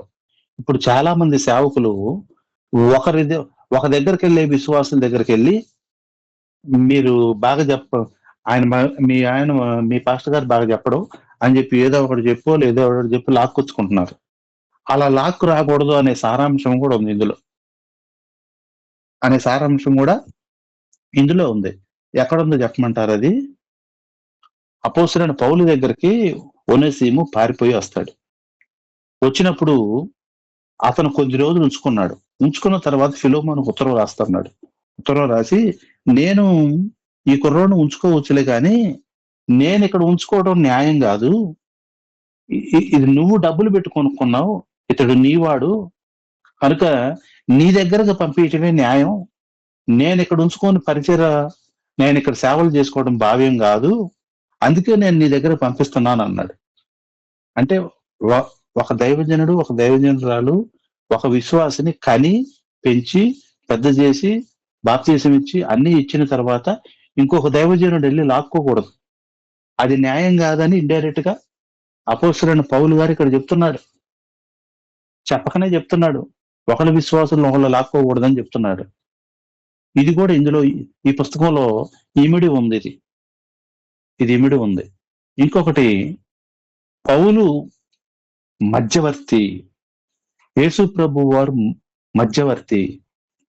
ఒనేసిము అనేవాడు ఒక పాపం చేసిన వ్యక్తి, ఒక తప్పు చేసిన వ్యక్తి. ఈ తప్పు చేసిన వ్యక్తిని ఈ అపోస్తలుడైన పౌలు, మధ్యవర్తి అన్న పౌలు గారు మళ్ళీ ఫిలోమోనుకు అప్పచెప్తున్నాడు. అంటే ఫిలోమోను మనం తండ్రి అనుకుంటే మళ్ళీ తండ్రికి అప్పచెప్తున్నాడు. అంటే ఇక్కడ మధ్యవర్తిత్వం చేస్తున్నారు. ఎవరు చేస్తున్నారు మధ్యవర్తిత్వం అంటే? అపోస్తలుడైన పౌలు చేస్తున్నాడు. ఎందుకు చేస్తున్నాడు అంటే, నేను క్రీస్తును పోలి ఉన్న ప్రకారము మీరు నన్ను పోలి నడుచుకొనుడి అన్నాడు. అంటే యేసు ప్రభు వారు ఏంటి? తండ్రికి మనకి మధ్యవర్తి ఆయన. అలాగే ఇప్పుడు అపోస్తలుడైన పౌలు ఎవరు? మధ్యవర్తి. ఇక్కడ మధ్యవర్తి. కాబట్టి ఈయన మధ్యవర్తిత్వం చేసి నీ పిల్లవాడిని నా దగ్గర ఉంచుకోవడం భావ్యం కాదు, నేను మళ్ళీ నీ దగ్గరకే పంపిస్తున్నాను. ఇంతకాలం నేను ఉంచుకుంది ఎందుకంటే జస్ట్ మారు మనసు, బాప్తీసం ఇవన్నీ కొద్ది భక్తి నేర్పడానికి ఉంచుకున్నాను. మళ్ళీ నీకే పంపిస్తున్నాను. ఇది నీవాడే, నా దగ్గర ఉండటం భావ్యం కాదు అని చెప్పి ఇదే పత్రికలో చెప్పటం జరిగింది. కాబట్టి ఈ పుస్తకం యొక్క సారాంశం, ఈ పుస్తకం యొక్క పాఠం నేను చెప్తా ఉన్నాను అన్నమాట. ఇంకొక పాఠం ఏంటంటే, ఈ పుస్తకంలో నుంచి నేర్చుకోవాల్సింది, క్రీస్తు మనల్ని రక్తముతో కొన్నాడు. మనం ఆయన సొత్తు. ఆయన మనల్ని ఏం చేయాలన్నా ఆయనకు అధికారం కలిగిన వాడు. కాబట్టి మనం దేవుడు అన్యాయం చేశాడని మనం అనటానికి వీల్లేదు. ఎందుకంటే మనం ఎవరు? ఆయన రక్తంతో కొనబడిన వాళ్ళం. మరి కొనుక్కున్నవాడు మనం ఎవరం? దాసులు. మరి దాసుని ఏం చేసినా తప్పు కాదు కదా. మరి మనం తప్పు ఎందుకు అంటున్నాం? దేవుడు నాకు అన్యాయం చేశాడని ఎందుకు అంటున్నాం? దేవుడు అన్యాయం ఎక్కడ చేస్తాడు? ఆయన ఇష్టం. ఇప్పుడు నేను ఫోన్ కొనుక్కున్నానండి 15,000కి. అది నా ఇష్టం. నేను వెళ్ళి సముద్రంలో పడేస్తా, నదిలో పడేస్తా, అలాగే తారు రోడ్డు మీద వేసి తొక్కుతా, ఏమన్నా చేస్తా. నా డబ్బులతో నేను కొనుక్కున్నా, అది నా వస్తువు. ఇందులో అన్యాయం ఏముంది? అలాగే దేవుడు మనకు పెట్టే కష్టాలు కానీ, నష్టాలు కానీ, ఇరుకులు కానీ, ఇబ్బందులు కానీ, మధ్యలో కుటుంబీకులు ఎవరైనా చనిపోయినా కానీ, దేవుడు నాకు అన్యాయం చేశాడని అనకూడదు. ఎందుకు అనకూడదంటే, రక్తం పెట్టి కొన్నాడు, అమూల్యమైన రక్తం పెట్టి కొన్నాడు. ఇంకా మనం దేవుడు నాకు అన్యాయం చేశాడని అనటానికి వీలు లేదు, అవకాశం లేదు, అలా అనటానికి వీలు లేదు. ఆ పాఠం కూడా ఇందులో దాగి ఉంది. అది కూడా ఇందులో దాగి ఉంది. ఈ విధంగా ఎన్నో పాఠాలు ఇందులో నేర్చుకోవచ్చు. ఈ ఫిలోమోను పత్రికలో ఎన్నో పాఠాలు నేర్చుకోవచ్చు. ఈ విధంగా ఈ పుస్తకం యొక్క సారాంశము, ఈ ఫిలోమోను గురించి ఇదంతా, ఇప్పుడు నేను చెప్పిందంతా ఇది ఉపోద్ఘాతం, ఇంట్రడక్షన్ మాత్రమే. ఇక అసలైన 1వ వచనంలోకి ఇప్పుడు వస్తున్నాను. ఇప్పుడు ఫిలోమోను రాసిన పత్రిక 1వ అధ్యాయము 1వ వచనం. ఎప్పుడైనా బైబిల్ స్టడీ ఎలా చేయాలంటే, ప్రతి పదాన్ని దగ్గర ఆగాలి, ప్రతి పదము పట్టుకోవాలి. ఈ సుమారుగా ఈ 400 పదాలు ఉన్నాయి. ఎప్పుడైనా ఒక పత్రిక మనం చదవాలి, పరిశీలించాలి, పరిశోధించాలి, ధ్యానించాలి అంటే కనీసం ఆ పత్రికను 100 సార్లన్నా చదవాలి, 50 సార్లుగైనా చదవాలి, 100 సార్లన్నా చదవాలి. అప్పుడు ఆ పత్రిక గురించి మనకే ఒక 5 పైసల వంతు తెలుసుద్ది. 5 పైసల వంతు తెలుసుద్ది. మీకు తెలుసో లేదో, మనం చిన్నప్పుడు చదువుకునేటప్పుడు ఇంగ్లీష్ పేరా చదివేటప్పుడు ఒకసారి ఆ పేరా చదివితే మనకు అర్థం కాదు, మళ్ళీ చదివితే కొద్దిగా అర్థమైద్ది, మళ్ళీ చదివితే కొద్దిగా అర్థమైద్ది. 4-5 సార్లు చదివితే కానీ ఇంగ్లీష్ పేరా మనకు కొద్దిగా అర్థమైద్ది. ఒకసారి చదివితే అర్థం కాదు. అది ఇంగ్లీష్ వరకే. పోనీ 5 సార్లు చదివితే 10 సార్లు చదివితే అర్థమైపోద్ది కదా. కానీ బైబిల్ మాత్రం ఎన్ని 100 సార్లు చదివినా ఇంకా ఇందులో నిగూఢమైన అంశాలు బోలెడన్ని ఉన్నాయి.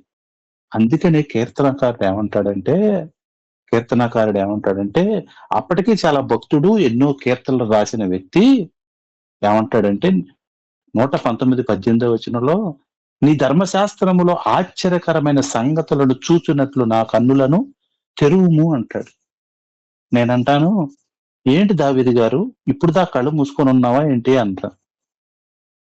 అప్పుడు దావీదు గారు అంటాడు, అరే అట్ట కాదు అబ్బాయి, కళ్ళు తెరవటం అంటే అది కాదు, జ్ఞానికి కన్నులు తలలో కలవు, ఆ మనోనేత్రాలు వెలిగించబడాలి, ఆ మనోనేత్రాలైన ఒకసారి కాదు 2 సార్లు వెలిగించబడాలి, అప్పుడు గొప్ప సంగతులు గూఢమైన సంగతులు మనకు అర్థమవుతాయి.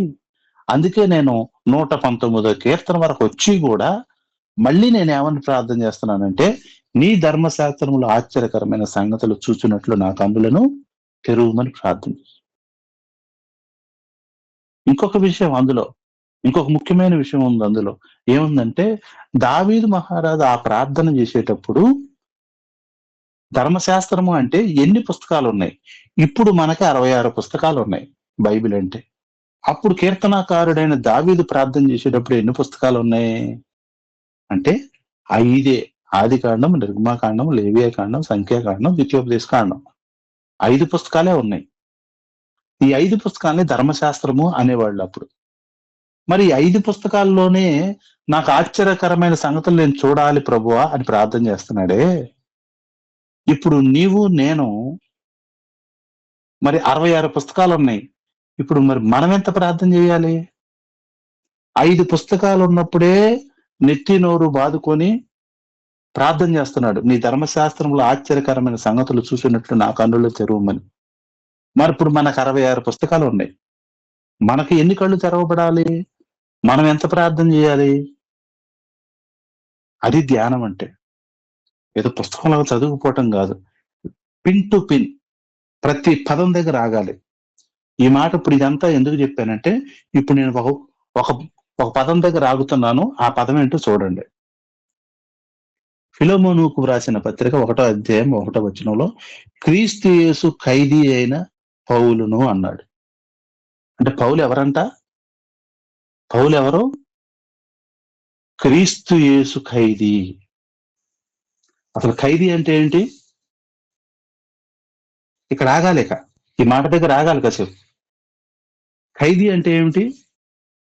ఖైదీ అంటే అర్థం ఏంటంటే, ఇప్పుడు మనల్ని ఎవరిని పోలీస్ స్టేషన్ తీసుకెళ్లారనుకోండి, ఎప్పుడైతే పోలీస్ కస్టడీలో మనం తీసుకెళ్లి అక్కడ సెల్లో వేస్తారో వాడిని ఖైదీ అంటారు.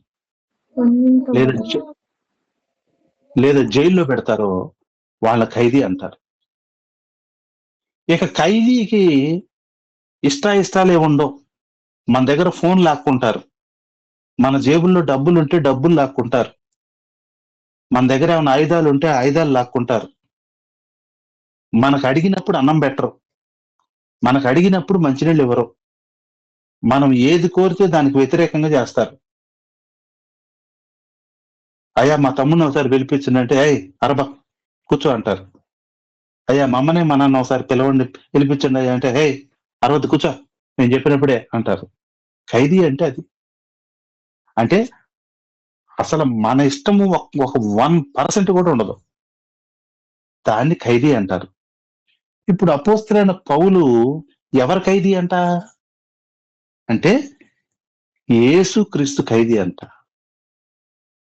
అసలు ఇది చాలు మనకి, ఇంకా మనకి ఇది చాలు మనకి.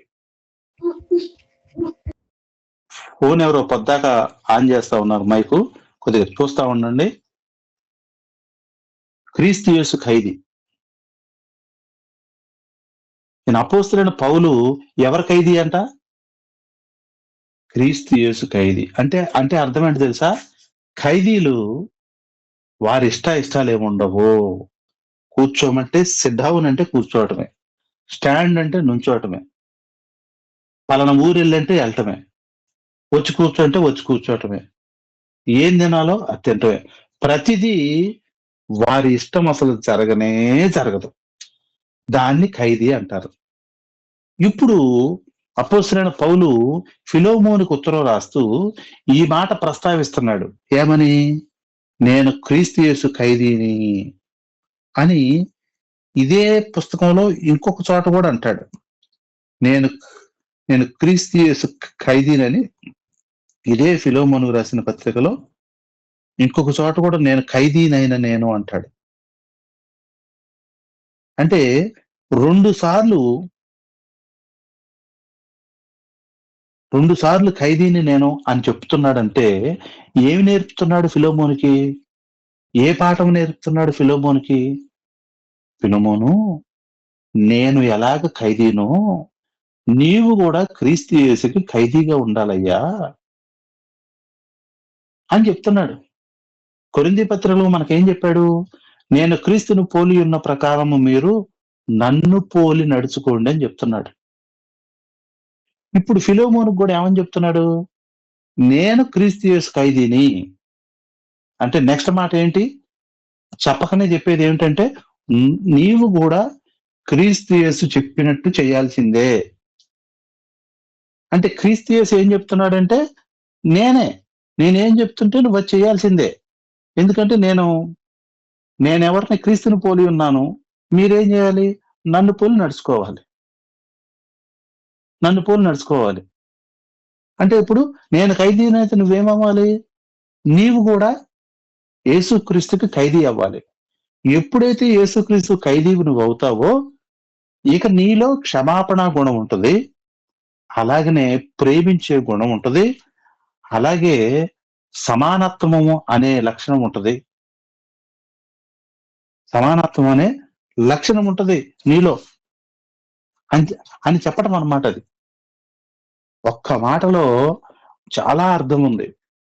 అందుకని మొదలు పెట్టడం ఏమని మొదలు పెడుతున్నాడు? క్రీస్తు యేసు ఖైదీ అయిన పౌలును అంటున్నాడు. కాబట్టి అసలైతే ఈయన ఏమన్నా తెలుసా? నేను రోమా జైల్లో ఉన్న ఖైదీని వ్రాయిస్తున్నాను, రోమా జైల్లో ఉన్న ఖైదీనైన పౌలును నేను రాస్తున్నాను అనాలి. అసలు అది రాయాలి. అది రాయకుండా ఆ విషయాన్ని పక్కన పెట్టి ఏమని రాస్తున్నాడు? క్రీస్తు యేసు ఖైదీ. మరి ఇప్పుడు ఈ గ్రూప్ లో ఉన్న వాళ్ళందరూ క్రీస్తు యేసు ఖైదీలేనా? ఈ గ్రూప్ లో ఉన్న నాతో సహా క్రీస్తు యేసు ఖైదీలేనా? క్రీస్తు యేసు చెప్పింది చెప్పినట్టు చేస్తున్నామా? మందిరానికి రమ్మంటే ఎగ్గొడుతున్నామా? అసలు మందిరం అంటే భయం ఉందా? దేవుని సన్నిధి అంటే భయం ఉందా? వార కార్యక్రమాలు అంటే భయం ఉందా? నీవు క్రీస్తు యేసు యొక్క ఖైదీవేనా? లేకపోతే ఆ క్రీస్తు యేసు ఖైదీలో నుంచి పారిపోయినోడువా?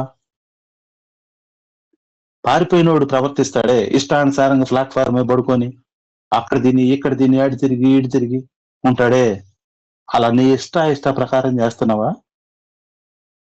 ఇలా చేస్తే నువ్వు అసలు క్రీస్తు యేసు ఖైదీవేనా?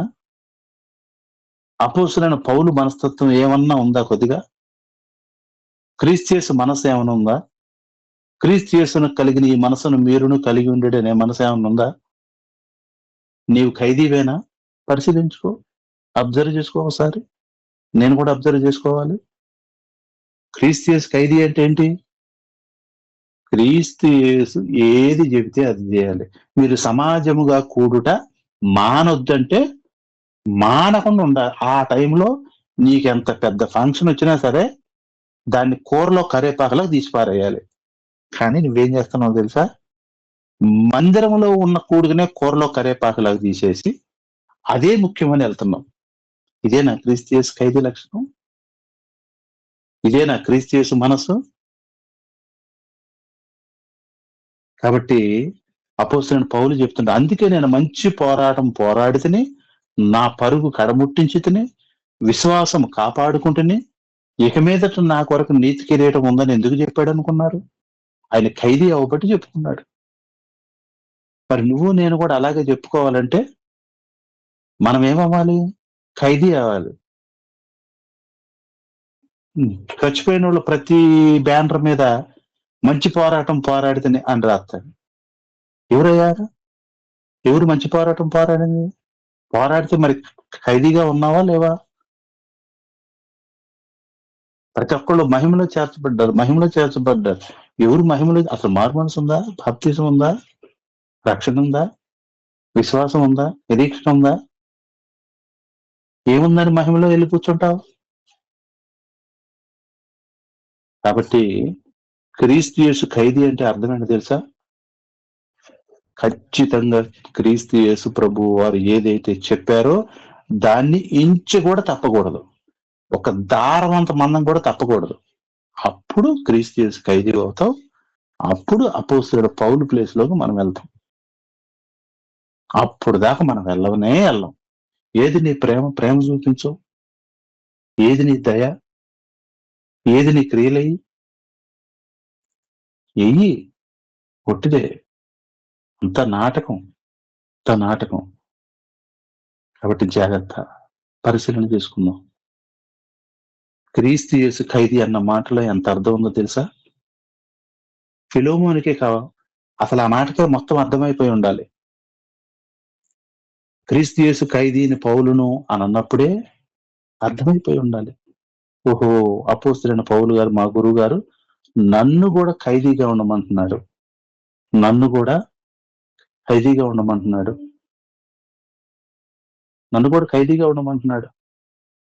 అంటే యేసుప్రభు వారు చెప్పింది తూచా తప్పకుండా పాటించమంటున్నాడు.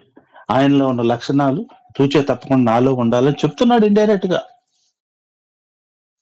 కాబట్టి క్రీస్తు యేసు ఖైదీ అయిన పౌలును ఇంకా ఈ మాటకే గంట ప్రసంగం చెప్పొచ్చు, కానీ మనకు అవ్వదు, టైం చాలదు. అందుకే దాటిపోతున్నా. సహోదరుడైన తిమోతియు, మా ప్రియుడును, జత పనివాడునైన ఫిలోమోను. తిమోతి పేరుని ఎందుకు పెట్టాడు తెలుసా? అపోస్తలుడైన పౌలు ప్రతి పత్రికలో ఆయన నేను కలిసి రాస్తున్నాం, కలిసి అంటాడు. ఎందుకు పెట్టుకుంటున్నాడు అనుకుంటున్నారు? రాసేదేమో ఈయన ఉత్తరం, రాపించేది ఈయన, రాసేది తిమోతి, పెన్ను కాగితం పట్టుకొని రాసేది తిమోతి, డిక్టేషన్ చెప్పేదేమో పౌలు గారు. కానీ తిమోతి అని శుభమని చెప్పారు అంటే మేమిద్దరం రాస్తున్నాం అన్నాడు. ఎందుకు తిమోతిని పెట్టుకున్నాడు తెలుసా? పక్కన ఈక్వాలిటీ, సమానత్వము. దేవుల్లో ఉన్న తర్వాత అందరము, తిమోతి అయినా నేనైనా నా జత పనివాడే, సమానం. కొంతమంది అసిస్టెంట్ పాస్టర్లని చాలా చాలా ఘోరంగా వస్తారు. అరే ఎవరే అనుకుంటారు, అటుజేరా ఎదిరా అంటారు. లెక్క చెప్పకుండా మాట్లాడతారు, తోలను ఆడతారు, గర్జిస్తారు, చికాకు మాట్లాడతారు. కానీ పౌలు లాగా అంటలా. పౌలు ఎప్పుడు అలాగ అనలా. మహా అయితే నా కుమారుడు అన్నాడు. కాబట్టి మనం కూడా అది నేర్చుకోవాలి. ఇక్కడ ఆయన పేరు కూడా ఎందుకు రాశాడంటే అతనికి కూడా మర్యాద ఇస్తున్నట్టు, అతనికి కూడా గౌరవం ఇస్తున్నట్టు. అప్పుడు తిమోతి ఏమనుకుంటాడు తెలుసా? అన్నేంటి, అపోస్తలుడైన పౌలు గారు ఏంటి, నన్ను కూడా కలిపాడు, రాసేది ఆయన కదా, చెప్పేది ఆయన కదా, నన్ను కూడా కలిపాడంటే అని ఆశ్చర్యపోతాడు అన్నమాట తిమోతి. అప్పుడు పౌలు గారు అంటాడు, ఏం పర్లేదురా, మన ఇద్దరం ఒకటే, కానీ నేను చెప్తే నువ్వు చెప్పినట్టు కాదా, నువ్వు చెప్తే నేను చెప్పినట్టు కాదా, కానీ రాయి అంటాడు. అదనమాట సంఘములో సమానత్వం ఉంటది. అంతేగాని ఒకటికంటే ఇంకొకడు ఏదో ఏమచ్చంగా ఏం గొప్ప, నువ్వు చిన్నాని కాదు. అందుకని అక్కడ తిమోతియును మా ప్రియుడును జత పని వాడునైన ఫిలోమోను ఎవరంట? ప్రియుడు అంట. ఎవరికి ప్రియుడు? అపోస్తలుడైన పౌలుకి, తిమోతికి కూడా ప్రియులంట. ప్రియుడు అంటే ప్రేమించేవాడు, ప్రేమను పొందేవాడు ప్రియుడు.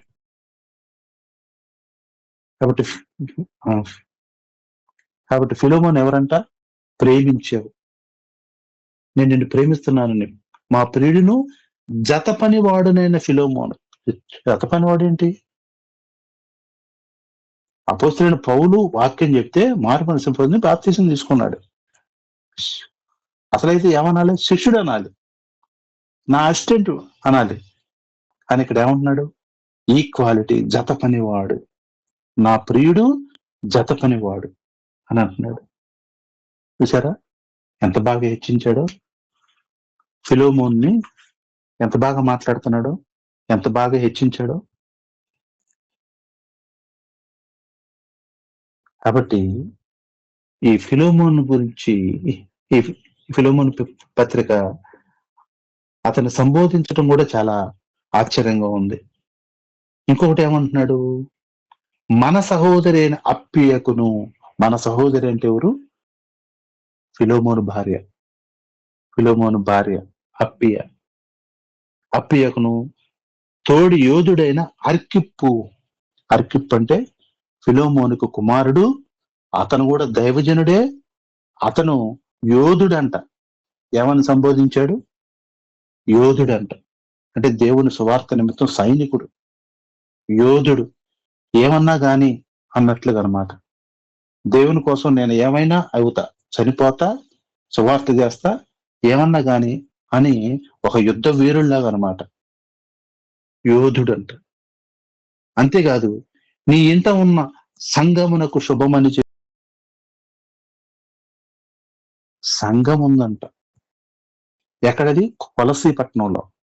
ఇప్పుడు కొలసీ పట్టణంలో ఉన్న సంఘము ఎక్కడుంది? ఫిలోమోన్ ఇంట్లో ఉంది. అంటే పత్రిక, ఒక పత్రిక ఏమో కొలసీ పత్రికకి సంఘానికి అంతటికి రాశాడు, ఇంకోటి పర్సనల్ గా ఫిలోమోన్కి రాశాడు, ఇంకొకటి పర్సనల్ గా రాశాడు. ఒకటేమో సంఘానికి రాశాడు, ఒకటేమో పర్సనల్ గా రాశాడు. చూసారా ఎంత జ్ఞానంగా? మనం కూడా కొన్ని విషయాలు పర్సనల్ గా మాట్లాడాలి సంఘంతో. సంఘంలో సేవకులైన వారు సంఘంలో ఇష్టానుసారంగా మాట్లాడకూడదు. సంఘస్థులు, విశ్వాసులు ఫీల్ అవుతారు. ఈ మాట అందరి ముందు చెప్పటం ఏంటి, నా ఒక్కడికే చెబితే బాగుండేది కదా అని అనుకుంటారు. అని అనుకొని ఫీల్ అయ్యి మనస్పర్ధలు వచ్చే అవకాశం ఉంది. కాబట్టి అపోస్తలుడైన పౌలు దగ్గర మనం నేర్చుకోవాల్సిన విషయం ఏంటంటే, సంఘములో ఎలా మాట్లాడాలి, వ్యక్తిగతంగా ఎలా మాట్లాడాలి అనే విషయాన్ని మనం నేర్చుకోవాలి. నీ ఇంటనున్న సంఘమునకు శుభమని చెప్పి వ్రాయినది మన తండ్రి అయిన దేవుని నుండి, ప్రభు అయిన యేసుక్రీస్తు నుండి కృపయు సమాధానము మీకు కలుగును గాక. కృప, సమాధానం దేవుని దగ్గర నుంచి సంఘానికన్నా ఇంటి వారికి ఏం రావాలంట? కృప రావాలంట. ఏ కృప?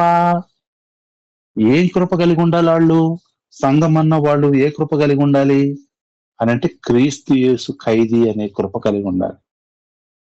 క్రీస్తు యేసుకు ఖైదీగా ఉంటా నేను అనే కృప కావాలి.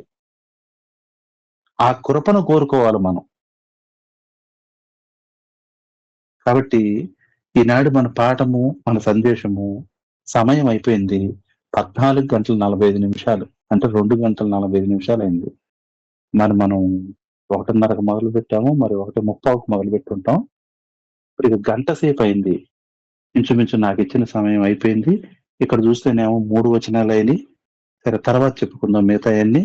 ప్రస్తుతానికి ఈనాడు మన సందేశము, ఈనాడు మన పాఠము, దీని ద్వారా మనం నేర్చుకోవాల్సిన విషయం ఏంటంటే, ఈ పుస్తకము క్షమాపణ, క్షమించాలి, ప్రేమించాలి. ప్రేమించేవాడే క్షమిస్తాడు, ప్రేమించని వాడు క్షమించడు. ఇది ఒకటి రాసి పెట్టుకోవాల్సిందే. ప్రేమ కలిగిన లక్షణం ఉన్న ఎవడైతే ప్రేమ కలిగిన లక్షణం కలిగి ఉంటాడో వాడే క్షమిస్తాడు. ప్రేమ లేని వాడు క్షమించడు. క్షమించడానికి ఇష్టపడ్డాం. తైక్యం అంటే క్షమించకపోగా ఇదేంటి ఇదేంటి ఇదేంటి ఇంకిలాగే అంటా ఉంటారు. కాబట్టి హృదయం నిండా ప్రేమ ఉండాలి. హృదయం నిండా ప్రేమ ఉంటే అప్పుడు క్షమించటం వచ్చింది. నేను ఇప్పుడు దాన్ని సాధన చేస్తున్నా. నేను ఇప్పుడు మీకంటే నేను ఎక్కువేం కాదు. నేను కూడా మీతో పాటు నిత్య విద్యార్థినే. నిత్యము నేను కూడా నేర్చుకుంటున్నా. మీలో ఎవరు చెప్పినా అందులో నేను నేర్చుకోవాల్సిన అంశాలు చాలా ఉంటాయి. నేను చెబితే మీరు నేర్చుకోవాల్సిన అంశాలు చాలా ఉంటాయి. కాబట్టి మనం ఎప్పుడు కూడా నిత్య విద్యార్థులమే, ఎప్పుడు నేర్చుకోవాల్సిన వారమే. కాబట్టి ఈ పత్రిక ద్వారా మనం నేర్చుకోవాల్సింది ఏంటంటే, ఏమి నేర్చుకోవాలంటే క్షమించటము నేర్చుకోవాలి. ఎలాంటి క్షమాపణ? ఎంతటివైనా సరే, ఎంత తప్పైనా సరే యేసు ప్రభు వారి దగ్గరికి ఆ పాపము చేసిన స్త్రీని తీసుకొచ్చారు. రాళ్లతో కొట్టి చంపాలని వచ్చారు. మీలో పాపము లేని వాడు మొదట రాయి వేయంటే అందరూ వెళ్ళిపోయారు. ఎవడన్నా ఒకడు ముందుకు వచ్చాడో, రే ఇట్రారా, ఇదిగో నువ్వు పలానా రోజు పలానా ఇది చేసావు అని చెప్పి చూపించడానికి యేసు ప్రభు వారు సిద్ధంగా ఉన్నాడు. అట్ట ఎక్కడ చెబుతాడో అని చెప్పి పారిపోయారు అందరూ. అమ్మా నిన్నెవరూ శిక్షింపలేదా, నేను కూడా నిన్ను శిక్షింపను, వెళ్ళిపో, ఇక నువ్వు పాపం చేయకమన్నాడు. అంతేగాని ఇదేంటి ఎట చేసావేందమ్మా నువ్వేంటి ఎట చేసావు, కానీ ఒకటా రెండా, తప్పు మీద తప్పులు ఇన్ని చేస్తే ఎలాగా, పో ఇంకెప్పుడు ఇట కాదు, ఈసారి నాకు ఇట కనపడితే నేనే నిన్ను వాళ్ళతో కొడతాను అని చెప్పాడా అని అనలా. అసలు ఇట్ట చేసావేంటన్న మాట కూడా అనలా. నేను కూడా నిన్ను క్షమించను, ఇక నువ్వు పాపం చేయకము, చాలుపో అన్నాడు. అది అంతేగాని తైకం అంటే తప్పు ఎత్తి చూపేవాడు, వాళ్ళు అసలు ప్రేమ లేనట్లు లెక్క, సున్నా. ప్రతి మనిషిలో తప్పు చూపిస్తున్నావంటే యువర్ ఏ జీరో, సున్నా కింద లెక్క. పోనీలే వాళ్ళే తెలుసుకుంటారులే, పోనీలే అనేది ప్రేమ లక్షణం. అంతేగాని తప్పును ఎత్తి చూపేది ప్రేమ లక్షణం కాదు. కాబట్టి ఈ పుస్తకం ద్వారా మనం నేర్చుకోవాల్సింది ఏంటంటే, ఒకటి క్షమించటము నేర్చుకోవాలి. అందుకే అపోస్తలుడైన పౌలు రాశాడు, క్షమించటం నేర్చుకోవాలని. అసలు ఇది క్షమించడం చాలా కష్టం. ఇక్కడ ఒక దాసుడు ఎన్నో లక్షల రూపాయలు దొంగతనం చేసుకొని పారిపోయాడు. ఎక్కడికి పారిపోయాడు? రోమా పట్టణానికి పారిపోయాడు. అక్కడికి ఎందుకు పారిపోయాడు అనుకున్నారు? రోమా పట్టణానికి ఎందుకు పారిపోయాడు? 2000 కిలోమీటర్ల దూరం. ఈ కొలసీ పట్టణానికి రోమా పట్టణానికి 2000 కిలోమీటర్ల దూరం ఉంది. పైగా రోమా పట్టణంలో పెద్ద సంఖ్య ఎక్కువ, జనాభా ఎక్కువ. అంత జనాభాలో కలిసిపోతే ఇక నన్ను ఎత్తుక్కోవటం కష్టమని అక్కడికి పారిపోయాడు. అంత దూరం పారిపోయాడు. అనుకోకుండా అక్కడ కూడా అపోస్తలుడైన పౌలు చేతిలో పడ్డాడు.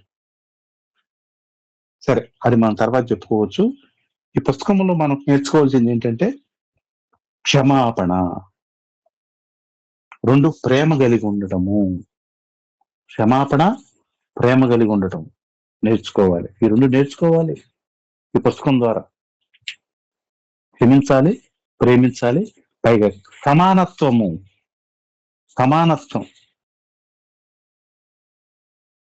అలాగే దాసుని సహోదరునిగా భావించాలి. సంఘములో ఒకళ్ళ ఇంట్లో అంటులు తోమే వాళ్ళు కూడా సంఘానికి వస్తారు. ఎగ్జిక్యూటివ్ ఇంజనీర్లు కూడా వస్తారు. వాళ్ళిద్దరిని మనం సమానంగా చూడాలి. చాలా మంది సేవకులు అటు చూడరు. బాగా డబ్బున్న వాళ్ళు ఒకలాగా చూస్తారు, బాగా పేదవాళ్ళని లెక్క లేకుండా చూస్తారు. అలా చేయకూడదు. ఇక్కడ సమానత్వం నేర్పే పుస్తకం ఇది. ఈ పుస్తకం ఏంటి? సమానత్వాన్ని నేర్పే పుస్తకము. క్షమించాలి అని నేర్పే పుస్తకం ఇది. అలాగే ప్రేమించడం నేర్పే పుస్తకం. ఒక దాసుని సహోదరునిగా మనం ఎంచాలనే పుస్తకం ఇది, ఈ పుస్తకం. అలాగే మధ్యవర్తిత్వం చేశాడు పౌలు గారు. ఎవరికి? ఫిలోమోనికి, ఒనేసిముకి.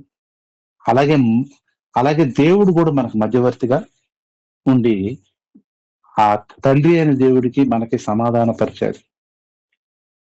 శిలువ రక్తంతో ఆయన మనల్ని కొన్నాడు కాబట్టి మన నోట ఎట్టి పరిస్థితిలో అన్యాయము చేశాడనే మాటే రాకూడదు జీవితంలో. మన భార్య చనిపోయినా, మన భర్త చనిపోయినా, మన కుమారుడు చనిపోయినా, మనకు కుమార్తె చనిపోయినా, ఎవ్వరు చనిపోయినా సరే నాకు దేవుడు అన్యాయం చేశాడు అనటానికి వీల్లేదు. ఎందుకు అంటే మనము దాసుడు, రక్తం పెట్టి కొనుక్కున్నాడు ఆయన. మనము మన సొత్తు కాదు, మనం దేవుని సొత్తు. ఆయన ఇష్టం వచ్చినట్టు ఆయన చేస్తాడు. ఇంకా నయ్యం, మనకు పరలోక రాజ్యానికి వారసులుగా చేశాడు. అది సంతోషపడి కూర్చోవాలంతే. అంతటితో మనం సంతోషపడి కూర్చోవాలి. కానీ ఏంటి నాకు ఎట చేశాడు, ఏంటి నాకు అట చేశాడు, ఏంటి నాకు అన్యాయం చేశాడు అని అన్నావో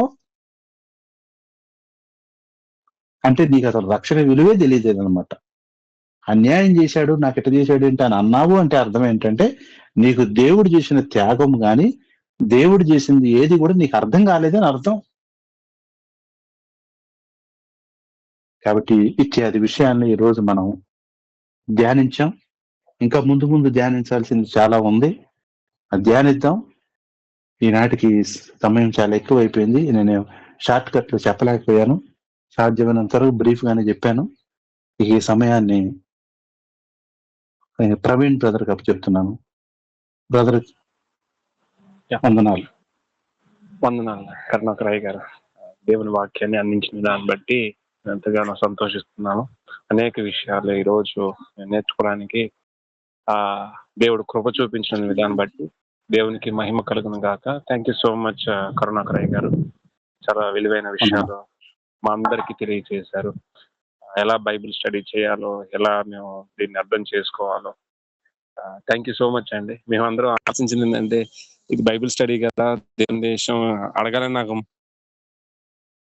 దేవుని దేశం అడగడం కరెక్ట్ కాదని నా మైండ్ లో ఉంది. కానీ సో మా సీక్వెన్స్ లో అంటే ఫిలోమోను ఎగ్జాక్ట్ మేము ఏం చెప్పాలనుకున్నామో అది మీరు ఈ రోజు మాకు అందించిన విధానం బట్టి నేను ప్రభువుని స్తుతిస్తున్నాను. ఇది ఏక మనస్సు అంటారు. సో ఏక మనస్సు మీకు మాతో కలవడానికి కృపించిన బట్టి దేవుని స్తుతిస్తున్నాను. Thank you so much. వందనాలు. ఓకే బ్రదర్, వందనాలు. మంచి థ్యాంక్ యూ. రైట్, దేవునికి మహిమ కలుగును గాక. సో చాలా విషయాలు మనం నేర్చుకున్నాం. మొదటి వచనంతోనే అనేక విషయాలు మనం నేర్చుకున్నాం. క్రీస్తు యేసు అయిన ఖైదీ అనేటువంటి ఒక విషయంతోనే అనేక విషయాలు మనం నేర్చుకున్నాం. యేసు క్రీస్తు చెప్పినట్టుగా మనం జీవిస్తున్నామా, ఆయన ఖైదీగా మనం ఉన్నామా? అదే విధంగా సంఘంలో అందరినీ ఒకే ఆలోచన కలిగి ఒకరు ఎక్కువ ఒకరు తక్కువ కాకుండా అందరి పట్ల ఒకే ప్రేమను చూపించే వారిగా ఉన్నామా? అనేక విషయాలు అంటే క్షమించే మనసు మనలో ఉందా? మరి ప్రేమించే వారిలో క్షమాపణ గుణం ఉంటుంది, క్షమించలేని వారిలో అసలు ప్రేమ అనేది ఉండనే ఉండదు. సో ఇలాంటి విషయాలు, అదే విధంగా అపోస్తలుడైన పౌలయ్య గారు మధ్యవర్తిత్వం చేయడం, సేమ్ యేసుక్రీస్తు ప్రభు వారిని సూచించినట్టుగా, అదే విధంగా ఇతర సంఘాలను వెళ్ళే వారిని లాక్కునే వారిగా ఉండకూడదని, ఒనేసిము తన దగ్గర పనిచేసేవాడైనా ఫిలోమోన్ దగ్గరికి మరలా పంపించి నీ దగ్గర ఉన్న వ్యక్తి ఆ దగ్గర ఉంచుకోవడానికి నాకు ఇష్టం లేదని చెప్పడం. సో ఎన్నో విషయాలు సేవకులకి ఇది అత్యంత అద్భుతమైనటువంటి పత్రిక. ఇది చూడడానికి చాలా చిన్న పత్రిక కనిపిస్తుంది, 25 వచనాలే ఉంటుంది. పౌలయ్య గారు రాసినటువంటి అతి చిన్న పత్రిక అని చెప్పవచ్చు, కానీ అతి గొప్ప నిగూఢమైన సంగతులు అయ్యగా చెప్పినట్టు 119వ కీర్తన 18వ వచనం ప్రకారము నిగూఢమైన సంగతులను మనం నా కనులు తెరువయ్యా, ఆశ్చర్యకరమైన సంగతులు చూచినట్లు తెరువయ్యా అన్నట్టు మనం ఈ 25 వచనాల్లో చాలా ఇన్డెప్త్ స్టడీ ఉంటుందండి. అంటే ఫిలోమోను చూడడానికి చాలా చిన్న పత్రికలా కనిపించిన ఎన్నో ఆత్మీయ సత్యాలు, ఒక సేవకుడికి ఎన్ని లక్షణాలు ఉండాలో, తన పరిచర్య విలువలు ఎంత విలువతో కూడింది ఉండాలో, క్రీస్తుని ఎలా చూపించాలో పౌలయ్య గారు అనేక విషయాలు నేర్పించాడు. సో రానున్న రోజుల్లో మరి అయ్యగారి ద్వారా ఇంకెన్నో విషయాలు మనం నేర్చుకుందాం ఈ యొక్క ఫిలోమోన్ పత్రికని. So thank you so much అయ్యగారు. అదేవిధంగా అందరికీ ప్రభు నామమున వందనాలు తెలియజేస్తున్నాను. చివరిగా ప్రార్థన చేసుకుందాము. నేను ప్రార్థన చేస్తాను, అయ్యగారు ఆశీర్వాదం ఇస్తారు. ప్రార్థన చేసుకుందాం. మహాపరిశుద్ధుడా, ప్రేమగల తండ్రి, గొప్ప దేవ, ఈరోజు నీ దాసుని మాకు అయ్యా పరిచయం చేసి అనేక విషయాలను ఫిలోమోన్ పత్రిక ద్వారా మాకు తెలియచేసిన విధానాన్ని బట్టి పరిశుద్ధాత్ముడా నీకు వందనాలు, స్తుతులు, స్తోత్రాలు చెల్లిస్తున్నాను. ఎన్నో విలువైన సత్యాలను గ్రహించగలిగేటువంటి మనసు మాకు దయచేయండి. క్షమాపణ కలిగినటువంటి గుణం మాలో రోజు రోజుకి పెంచండి ప్రభువా. అదే విధంగా అయ్యా మేము ప్రేమిస్తున్నామని చెప్పడం కాదు, ఆ ప్రేమను క్రియల్లో చూపించే అయ్యా లక్షణం గుండా వెళ్ళే కృప దయచేయండి.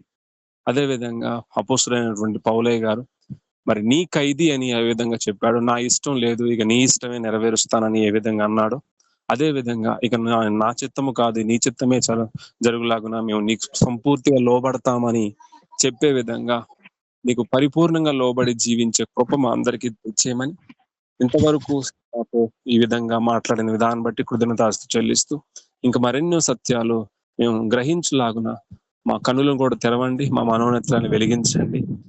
నీ లేఖనములను ధ్యానిస్తున్నప్పుడు చక్కగా వాటిని ఒక బైబిల్ అనగా ఒక బైబిల్ లేదా నోట్బుక్ లో రాసుకొని ఈ విలువైన సత్యాలను మేము చదువుతున్నప్పుడు ఇంకా పత్రిక ఇంకా అద్భుతంగా అర్థమవుతుంది ప్రభు.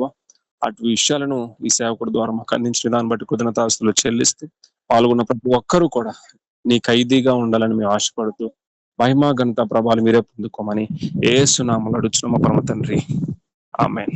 ఆశీర్వాదం కరుణాకరయ్య గారు ఇస్తారు. మన తండ్రి అయిన దేవుని ప్రేమయు కుమారుడైన యేసుక్రీస్తు కృపయు పరిశుద్ధ ఆత్మిక అన్యోన్య సహవాసమును ఇప్పుడును ఎల్లప్పుడూ ఇక్కడున్న మనకందరికీ, ముఖ్యంగా సత్య సువార్త మినిస్ట్రీస్ వారందరికీ, ఈ గ్రూప్ కాల్లో చేరిన వారందరికీ, సకల పరిశుద్ధులకు సదాకాలము తోడే ఉండను గాక. ఆమేన్, ఆమేన్, ఆమేన్. అందరికీ వందనాలండి. Praise Lord. Thank you. Thank you. Praise Lord. అందరికీ వందనాలు. వందనాలు